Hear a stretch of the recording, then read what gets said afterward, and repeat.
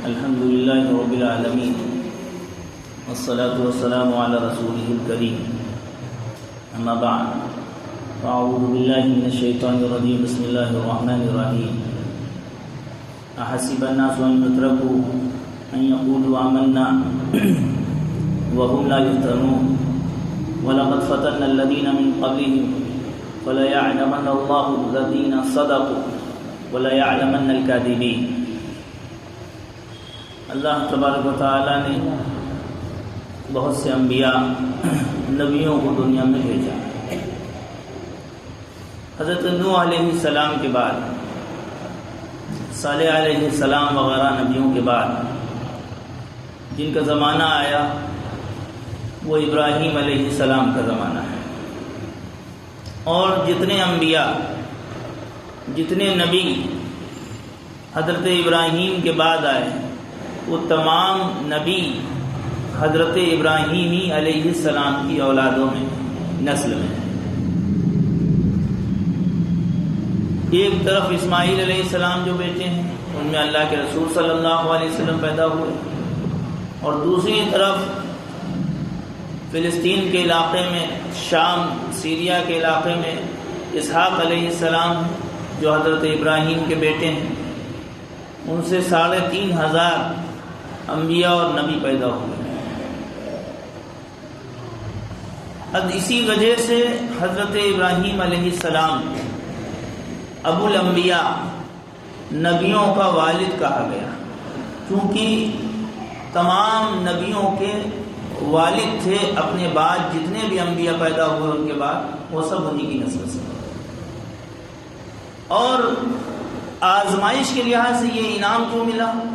کیونکہ سب سے زیادہ آزمائشیں بچپن سے لے کر بڑھاپے تک، یہ نہیں کہ بیچ کا کوئی زمانہ خوشحال گزرا ہو، بڑھاپے کے زمانے تک، اس کے بعد اللہ نے ان کو انعام دیے، لیکن بچپن سے لے کے ایک بڑھاپے کے ایک زمانے تک حضرت ابراہیم علیہ السلام سے وہ آزمائشیں لی گئی ہیں جو عام انسان جلدی دے ہی نہیں سکتا اللہ کی توفیق کے بغیر۔ حضرت ابراہیم علیہ السلام کی پیدائش عراق کے اندر ہوئی، عراق کے ملک میں ہوئی۔ حضرت ابراہیم علیہ السلام کا پہلا نکاح حضرت سارہ علیہ السلام سے، انہی کے قبیلے، انہی کے خاندان کی ایک عورت سے ہوا جن کا نام سارہ تھا۔ حضرت ابراہیم علیہ السلام کے باپ مذہب اپنے اس زمانے کے جو بت پرستی اور مورتی پوجا تھی اس کے بڑے پیشوا اور رہنما تھے، اور بڑے لکڑی کے بت، لکڑی کی مورتیاں بنایا کرتے تھے۔ اور انبیاء کو اگر آپ دیکھیں گے، غور کریں گے نبیوں میں، تو ان نبیوں کو براہ راست اللہ نے خطاب کیا کہ تم نبی ہو اور تم اللہ کی وحدانیت کی طرف بلانے آئے ہو، اور ان کو براہ راست ہدایت بھی دی۔ لیکن حضرت ابراہیم علیہ السلام کا واقعہ ایسا ہے کہ دنیا کے تمام غیر مسلم جتنے بھی مذہب اور ریلیجن کے ماننے والے ہیں، جو بہت سے معبودوں کو، بہت سے گاڈس کو مانتے ہیں، ان کے لیے حضرت ابراہیم علیہ السلام کی ذات حجت و ایویڈنس اور ایک بڑا ثبوت ہے نراکار اللہ کی نسبت سے۔ کیونکہ حضرت ابراہیم علیہ السلام کو اللہ نے براہ راست نہیں کہا کہ بھائی میری عبادت کرو، ہم کو مانو، ہم ایک ہیں۔ اور ماحول کیا ہے؟ پورے ملک کے اندر مورتی پوجا ہوتی ہے، باپ مورتی بنانے والے ہیں۔ جب رات ہوئی فلما جن علیہ اللیل رأى کوكبا، جب رات ہوئی اور انہوں نے ستارے کو دیکھا، قال ھذا ربی، کہا یہ ستارہ میرا رب ہے۔ فلما فلا قال لا احب العافلین، جب وہ ستارہ ڈوب گیا کہا یہ رب نہیں ہو سکتا، ڈوبنے والے کو میں پسند نہیں کرتا۔ بیٹا خاموش رہو، خاموش کرا لی بچوں کو۔ اس کے بعد حضرت ابراہیم علیہ السلام نے چاند کو دیکھا، فلما رأى القمر بازغا قال ھذا ربی، جب چاند کو دیکھا کہا کہ یہ میرا رب ہے۔ جب وہ بھی ڈوب گیا تو کہا میں گمراہ لوگوں میں سے ہو جاؤں گا اگر میرے رب نے مجھ کو ہدایت نہیں دی۔ جس طرح دنیا کے بہت سے لوگ سورج کو معبود بناتے ہیں، ناگ کو معبود مانتے ہیں، اور جو بھی شکتیشالی ان کی نظر میں ہے، بڑا طاقتور ہے، بہت بہادر ہے، اس سب کو ان لوگوں نے اپنا معبود بنا لیا۔ حضرت ابراہیم بھی دیکھیے آپ شروعات وہیں سے، پھر سورج کو دیکھا، فلما رأى الشمس بازغة، سورج کو دیکھا، قال هذا ربی هذا اکبر، یہ میرا رب ہے، یہ بڑا ہے سب سے۔ جب وہ بھی ڈوب گیا تو کہا اے میری قوم، جو تم لوگ شرک کر رہے ہو میں اس سے بری ہوں۔ اور وہ دعا پڑھی جو دعا قربانی کے جانور پہ پڑھی جاتی ہے، ہم آپ پڑھتے ہیں انی وجہت وجہی للذی فطر السماوات والارض حنیفا وما انا من المشرکین، کہ میں نے اپنا رخ اس ذات کی طرف کیا جس نے زمین و آسمانوں کو پیدا کیا، اور ادھر ادھر رخ نہیں کر کے کہ ہاں لوگوں سے میری کسی کی طاقت ہے، کسی کی مالیات ہے، اس سے مرعوب ہو رہا ہوں۔ میں مرعوب ہوں، اور میری نگاہ اگر ہے تو وہ اللہ کی ذات پہ ہے، دنیا کے کسی فرد پہ نہیں ہے، دنیا کے لوگوں پر، دنیا کی طاقت پر۔ حنیفہ، یکسو ہو کر، بغیر کسی کی طرف رخ کر کے اللہ کی طرف میرا رخ ہے۔ وما انا من المشرکین، میں شرک کرنے والوں میں سے نہیں۔ یہ آزمائش، ایمان، خود سے ایمان کی جستجو، دنیا کا کوئی غیر مسلم وہ کہہ نہیں سکتا کہ میں ایک نراکار اللہ کو پہچان نہیں پایا، وہ دلیل دے ہی نہیں سکتا، کیونکہ حضرت ابراہیم نے دکھا دیا، نہ ان کے پاس کوئی نبی آئے، نہ اللہ نے خطاب کیا کہ بھائی تم ایک اللہ کی عبادت کرو، خود سے ایک اللہ کو پہچانا کہ دنیا کی تمام کائنات و مخلوق، یہ سب کی چیزیں یہ خود محتاج ہیں، یہ تمہیں ہمیں کیا دیں گے، یہ خود ڈوبی جا رہی ہیں، سورج ڈوب رہا، چاند ڈوب رہا، ستارے ڈوب رہے ہیں، دنیا کی ہر طاقتور سے طاقتور شخص ہو، شے ہو، مر جانے والی چیز ہے، انسان چاہے جتنے طاقت ہو وہ مرنے والا ہے۔ حضرت ابراہیم علیہ السلام نے اللہ کو پہچانا، اس کے بعد آزمائش شروع ہوئی۔ بھائی ایمان جب قبول کیا ہے، لازمی سی بات ہے ایمان قبول کرنے کے بعد آزمائش کا پیش آنا اللہ کی طرف سے لازم و ضروری ہے، کیونکہ ایمان جانچا کیسے جائے گا، پرکھا کیسے جائے گا۔ آزمائش شروع ہوئی، باپ کو دعوت دیا، ابو جان آپ یہ غلط کام کر رہے ہیں، آپ بتوں کو بنا رہے ہیں، ایک اللہ کو پہچانیے، اسی میں نجات ہے، اسی میں بخشش ہے۔ باپ ناراض ہوئے، قوم کو دعوت دی، قوم ناراض ہوئی، باپ نے یہاں تک کہہ دیا تم کو مار ڈالیں گے، قتل کر دیں گے، سنگسار زمین میں دھسا کے پتھروں سے تمہیں کچل دیں گے اگر تم نے ہم کو دین کی دعوت، اسلام کی، ایمان کی دعوت دی۔ قوم نے بھی بہت دھمکایا۔ حضرت ابراہیم علیہ السلام کا واقعہ بھی بڑا شاندار پیش آیا۔ قوم میلے ٹھیلے میں گئی ہوئی ہے، حضرت ابراہیم مورتی گھر میں گئے جہاں بت جمع تھے، تمام بتوں کو توڑ دیا، سب سے بڑا جو بت تھا، مورتی تھی، اس کو چھوڑ دیا، اور کلاڑی جس سے توڑا تھا وہ بڑے بت کے کندھے میں لٹکا دی۔ اب تمام میرے ٹھیلے والے کافر اور مشرک لوٹ کے آئے، دیکھا تمام بت ٹوٹے پڑے ہیں اور ایک بت صحیح سالم ہے۔ کس نے توڑا؟ ایک ہی ہو سکتا ہے شخص جو اسلام کی، ایمان کی دعوت دے رہا ہے، نراکار اللہ کی دعوت دے رہا ہے، وہی ہوگا۔ بلاؤ اس کو۔ بلایا گیا حضرت ابراہیم علیہ السلام کو، پوچھا گیا کیا ہے تم نے توڑا ہے؟ کہا اس سے پوچھو، یہ جو بڑا کندھے پہ کلاڑی ٹانگے بیٹھا ہوا ہے جس سے تم مانگتے ہو، اس سے پوچھو، یہ بتائے گا تمہیں کہ کس نے توڑا ہے۔ انہوں نے پوچھا تم بیوقوف ہو گئے ہو، یہ نہ سن سکتا ہے نہ بول سکتا ہے، یہ بتائے گا کیسے کہ یہ توڑا، کس نے توڑا ہے؟ تو کہا جب یہ نہ بول سکتا ہے نہ سن سکتا ہے، جب یہ بتا نہیں پا رہا ہے کہ کس نے توڑا ہے، تو پھر تم اس کی عبادت کیوں کرتے ہو؟ یہ قدرت ہی نہیں رکھتا ہے۔ پیش کیا گیا نمرود کے بادشاہ، جو ظالم بادشاہ تھا، اس کے پاس حضرت ابراہیم علیہ السلام۔ وہاں بھی دیکھیے ایمانی دلیل اور قوت دیکھیں۔ اس نے کہا تم کیا کس کی دعوت دیتے ہو؟ کہا اللہ کی۔ وہی اللہ الذی یحیی و یمیت، جو زندہ کرتا ہے، موت دیتا ہے۔ اس نے کہا انا امیت و انا احیی و امیت، میں زندہ کرتا ہوں، میں مارتا ہوں۔ اس نے دنیاوی حساب سے اس کی جتنی عقل تھی اس نے جیل خانے سے 2 قیدیوں کو بلایا، ایک کو مار دیا اور ایک کو آزاد کر دیا۔ دیکھو ہم نے ایک کو مار دیا، موت دے دی، ایک کو زندگی دے دی۔ تو حضرت ابراہیم کے دل میں بھی اللہ نے ڈالا فَإِنَّ اللَّهَ يَأْتِي بِالشَّمْسِ مِنَ الْمَشْرِقِ فَأْتِ بِهَا مِنَ الْمَغْرِبِ، سورج کو اللہ مشرق سے، ایسٹ سے، پورب سے نکالتا ہے، تم اس کو ویسٹ سے، پشچم سے نکال کے دکھا دو۔ فَبُهِتَ الَّذِي كَفَرَ، بہت چکا رہ گیا جس کافر نے، اس نمرود نے جس نے کفر کیا، بالکل چوک گیا۔ اب جواب کیا دیں؟ اس کی تو قدرت ہے نہیں میرے پاس۔ واللہ لا یہدی القوم الظالمین، ظالم قوم کو جو اڑ جائے ظلم پہ اللہ اس کو ہدایت نہیں دیتا۔ اس کے بعد حضرت ابراہیم علیہ السلام عراق سے نکلے اپنی بیوی حضرت سارہ کو لے کر اور بھتیجے حضرت لوط علیہ السلام کو لے کر۔ تنہا ایک شخص ایمان لایا، کون؟ بھتیجے حضرت لوط علیہ السلام، جن کو آگے چل کے نبوت ملی۔ مصر پار کیا، نابلس پار کیا۔ مصر پار کرتے ہوئے واقعہ پیش آیا، تفصیلی ہے اس میں۔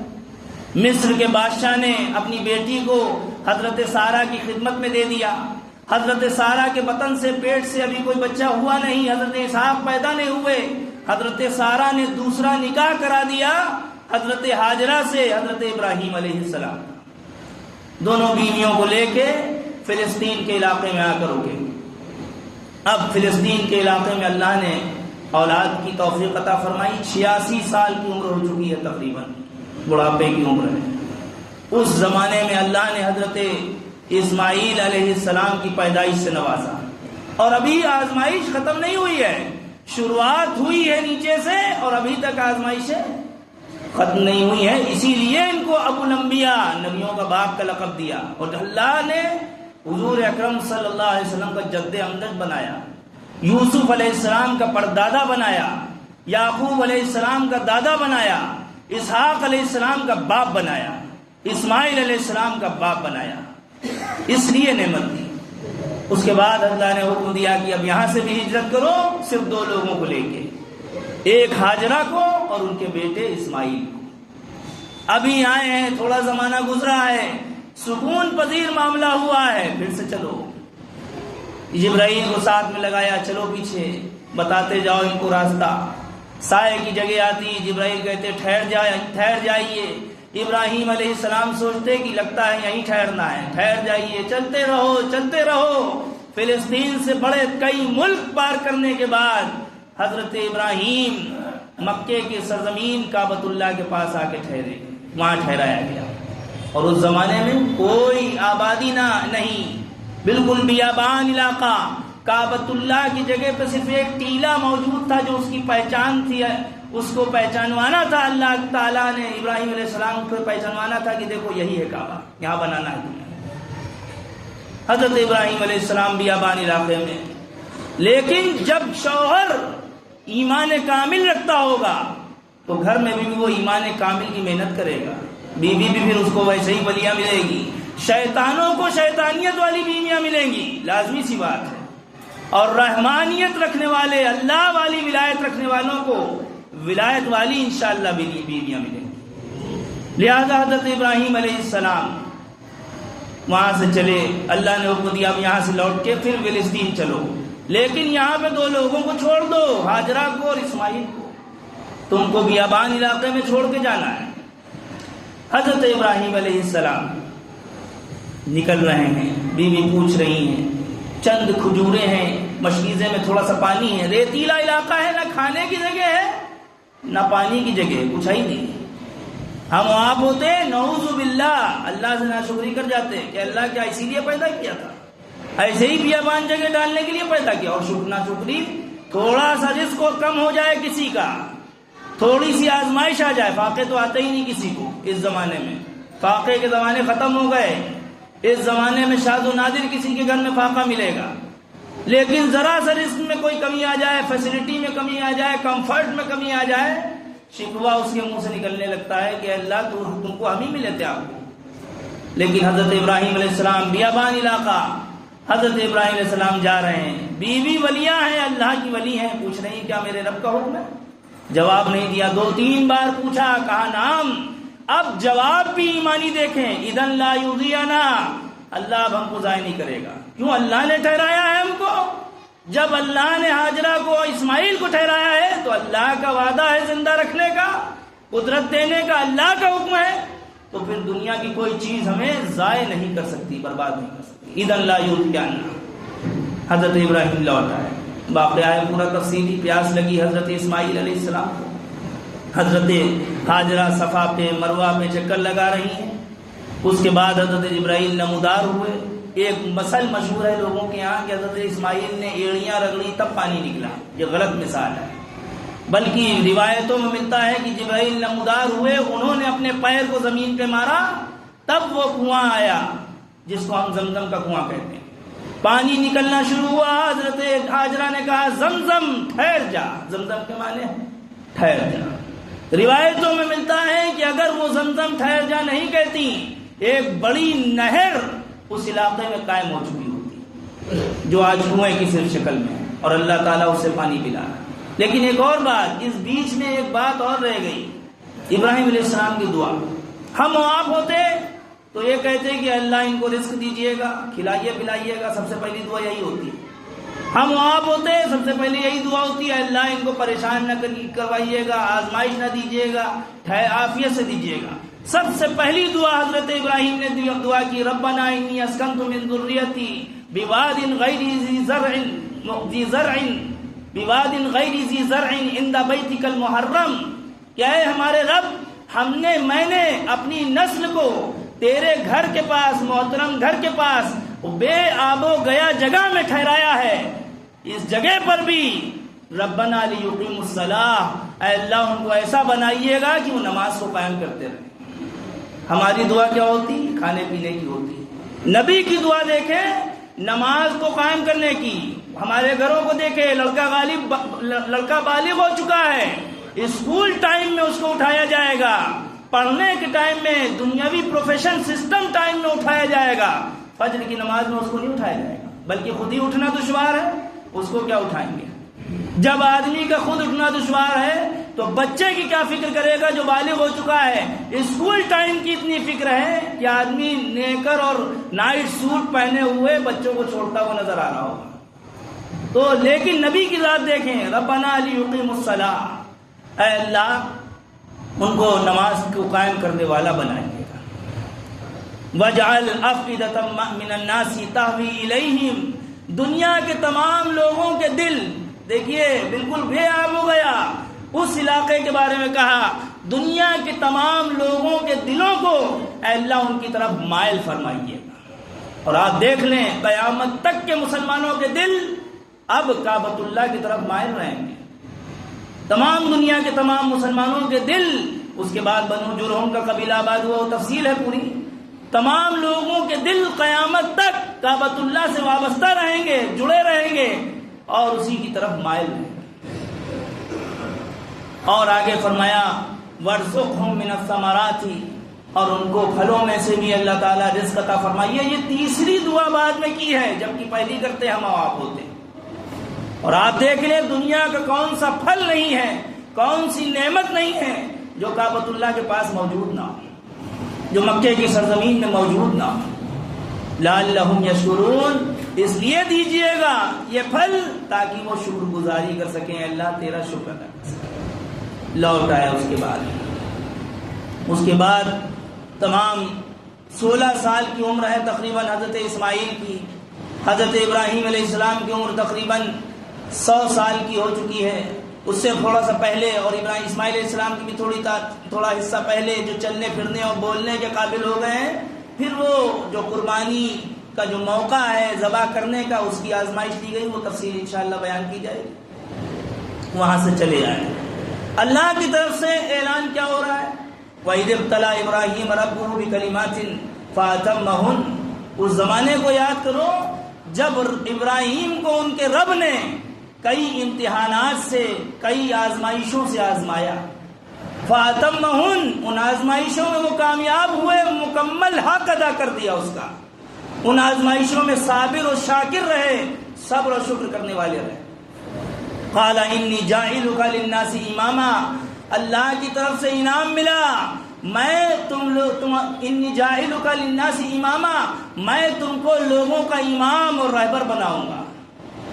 قال، اب دعا فوراً پلٹ کی حضرت ابراہیم نے کی، قال ومن ذریتی، اے اللہ میری نسل کے لوگوں کو بھی امام اور رہبر اور گائیڈ بنائیے گا قوم کا۔ قال لا ینال عہد الظالمین، اللہ تبارک و تعالیٰ نے پلٹ کے جواب دیا، ٹھیک ہے بنائیں گے، تمہاری نسل میں سے رہبر بنائیں گے، لیکن جو ظلم کرنے والے ہوں گے اس ظالم قوم کو ہمارا وعدہ نہیں ملے گا، حاصل نہیں ہوگا۔ اب ظالم ہم سمجھتے ہیں کہ کسی نے قتل کر دیا وہی ظالم ہے، کسی نے کسی کا مال لوٹ لیا وہی ظالم ہے، کسی کو جو ہے کسی سے لڑائی جھگڑا کر لیا وہی ظالم ہے، بلکہ ظالم ہر وہ شخص ہے جو اللہ کے حکموں کو توڑ دے، وہ بھی ظالم ہے۔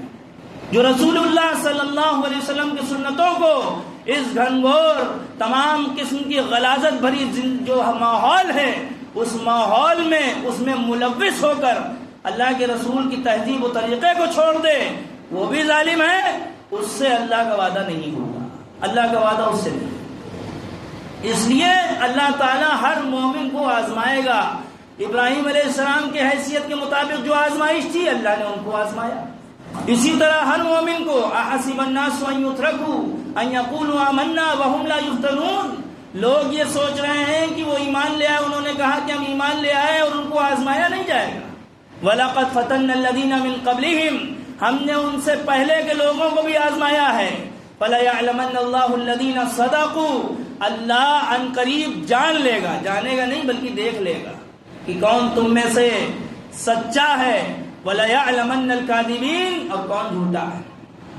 صحابہ رضی اللہ عنہ حضور صلی اللہ علیہ وسلم کے پاس آئے، اے اللہ کے رسول ہمارے لیے مدد کی دعا کر دیجیے، ظالموں کے خلاف دشمنوں کے خلاف مدد کی دعا کر دیجیے۔ آپ صلی اللہ علیہ وسلم نے فرمایا تم مدد کی دعا طلب کرنا چاہتے ہو، تم نے پیچھے کے نبیوں کی تاریخ نہیں سنی، اس میں کئی نبی ایسے آئے جن کو آرے سے سر سے چیرا گیا اور ٹانگوں کے بیچ تک کے ان کو چیرتا چلا، چیرتے گئے اور ان کو ہلاک کر دیا۔ کئی نبی ایسے آئے جن کو لوہے کی کنگھیوں سے ان کے سروں کو چھیل دیا گیا اور ان کو ہلاک کر دیا، ختم کر دیا گیا، شہید کر دیا گیا۔ صلی اللہ العافیہ، اللہ سے عافیت کی دعا کرو۔ اس لیے اللہ نے موقع عنایت فرمایا ہے، ایمان اللہ نے جو توفیق دی ہے ایمان کی، اس موقع پر آزمائش سب کے ساتھ ہوگی، جو جس پروفیشن میں ہو، چاہے بزنس مین ہو، علمی لائن میں ہو، دنیاوی کسی بھی پروفیشن لائن میں ہو، ایمان اس کا جانچا جائے گا، اور جب وہ کھڑا نہیں اترے گا اللہ کے حکموں اور ایمانی قول اور ایمانی بات پر، اللہ کے ہاں اس کی سرزنش اور سخت پکڑ ہو۔ اور دنیا کے بہت سے لوگ اس زمانے میں لوگ گاڈس کو ثابت کرنے میں لگے ہیں، بہت سے لوگوں نے ثابت کیا کہ ہاں گاڈ ہے، گاڈس ہیں، لیکن ثابت ہمیں گاڈس کو نہیں کرنا ہے، بلکہ سب سے بڑا ثابت جو کرنا ہے وہ نراکار ایک اللہ کو ثابت کرنا ہے۔ گاڈس کو تو سب ثابت کرتے ہیں، دنیا کی بڑی میجورٹی، بڑی تعداد گاڈس کو ثابت کرتی ہے، ہمیں یہ ثابت کرنا ہے کہ ہم ایک نراکار اللہ کی جس کا کوئی آکار نہیں، ویدوں میں جس کا تذکرہ ہوا، پرانی قدیم کتابوں میں جس کا تذکرہ ہوا، جو نراکار ہے، جس کا کوئی آکار نہیں ہے، اس اللہ کی ہم عبادت کرتے ہیں۔ اللہ تعالی ہم سب کو عمل کی توفیق عطا فرمائے، اور حضرت ابراہیم علیہ السلام کے نقش قدم پر جو ایمانی جذبہ تھا، ایمانی قوت تھی، اللہ تعالیٰ اسی کے ساتھ اس ملک میں زندہ دلی کی زندگی اور اسی ایمانی قوت کے ساتھ اس ملک میں موت نصیب فرمائے۔ آخر دعوانا الحمدللہ۔